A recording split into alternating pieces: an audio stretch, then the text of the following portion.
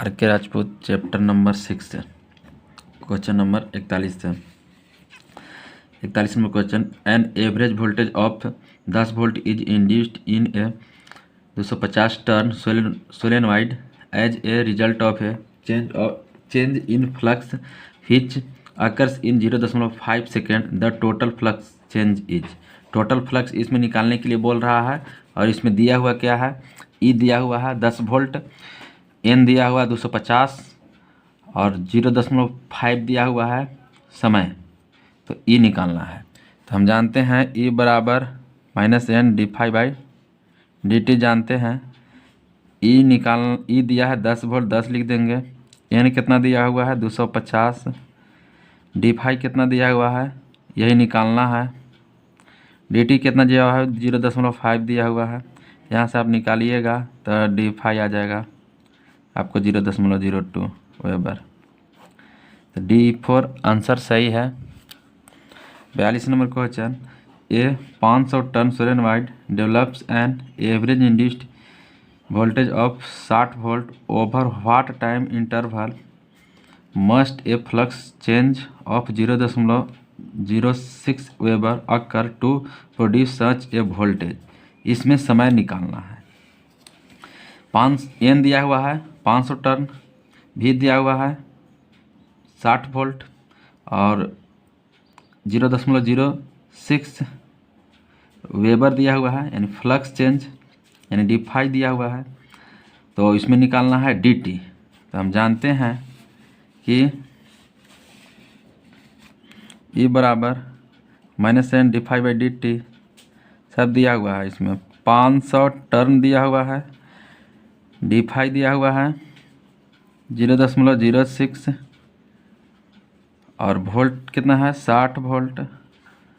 dt निकालना है। तो यहाँ से आप dt निकाल लीजिए, इधर ले जाइए dt। तो 500 गुने 6/100 और ये 60 नीचे आ जाएगा। ये 2 0 से 2 0 कैंसिल, ये 6 से 6 कैंसिल, 5/10 यानी 0.5 सेंटीमीटर। सी ऑप्शन सही है। 43 number question. Which of the following inductor will have the least eddy current loss.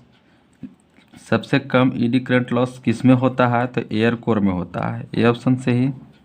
44 number question बोल रहा है कि एक coil induced 350 millivolt when the current changes at the rate of 1 ampere per second. The value of inductance is. Inductance की value निकालना है। हम जानते हैं कि L बराबर E/di/dt होता है। यहाँ पर 350 मिली वोल्ट दिया हुआ है, E ऊपर लिख देंगे और di/dt 1 दिया हुआ है, 1 रख देंगे तो 350/1 हो जाएगा कितना 350 मिली हेनरी। तो B2 ऑप्शन सही है। अब 45 number question. 3 pure inductances are connected as shown in figure. Figure में दिखाया हुआ है 3 pure inductance. The equivalent reactance to replace this circuit is. तो इसका इक्विवेलेंट निकालना है। तो इसका इक्विवेलेंट कैसे निकलेगा, देखिए यही क्वेश्चन है। तो इसका इक्विवेलेंट निकालने के लिए हम क्या करेंगे, दोनों सीरीज में है, सॉरी पैरेलल में है तो पैरेलल वाला कंडीशन लगाएंगे और ये सीरीज में है तो इसको जोड़ देंगे, यानी 1.2 गुने 0.6 बटा 1.2 प्लस 0.6 और यहाँ ये जितना कैलकुलेशन आएगा फिर उसको में यह जोड़ देंगे तो जो आंसर आएगा वही आंसर हो गया। ठीक, देखिए 1.2 गुने 0.6 बटा इसको दोनों को फिर जोड़ेंगे तो आएगा 1.8। इसको कैलकुलेशन करिए 36 18 3 चौक 12 यानी 0.4 आया, 0.4 आया और प्लस 0.4 एक और सीरीज में था तो जोड़ देंगे तो 0.8 आंसर हो जाएगा। तो इसका आंसर B2 सही है, 0.8।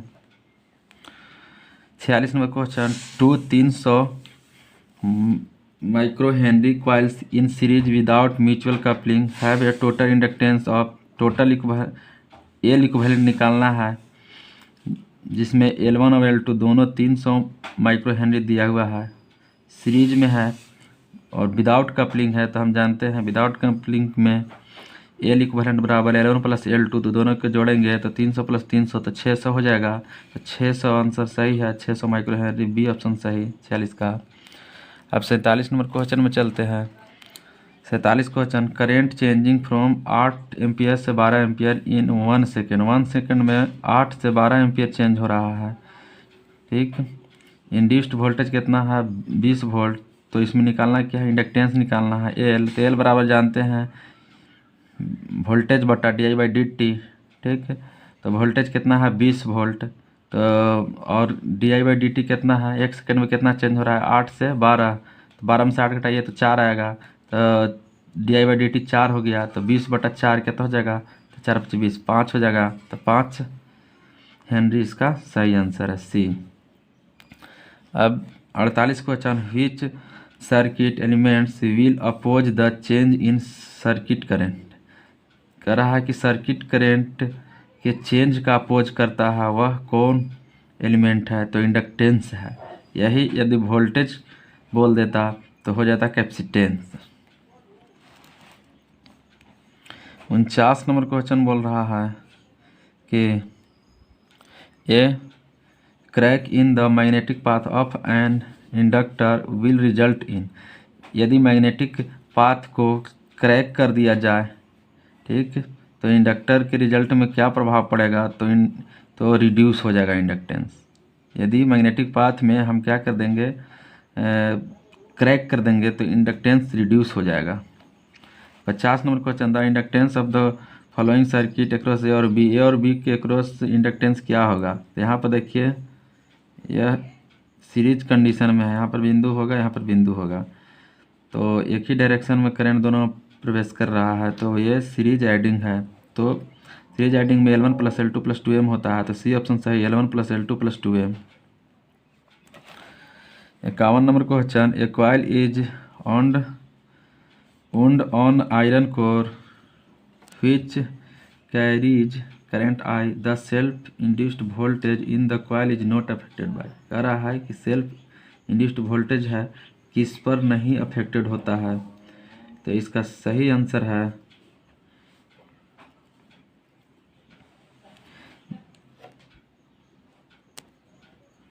Variation in voltage to the coil.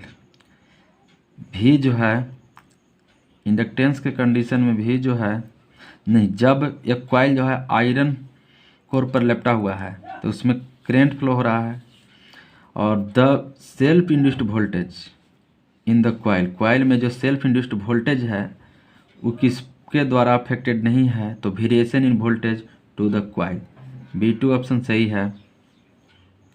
52 number question कर रहा है, which of the following statement is correct. कौन सा स्टेटमेंट जो है करेक्ट है, ठीक। 52 में पूछ रहा है कौन सा स्टेटमेंट करेक्ट है, तो इसका सी ऑप्शन करेक्ट है।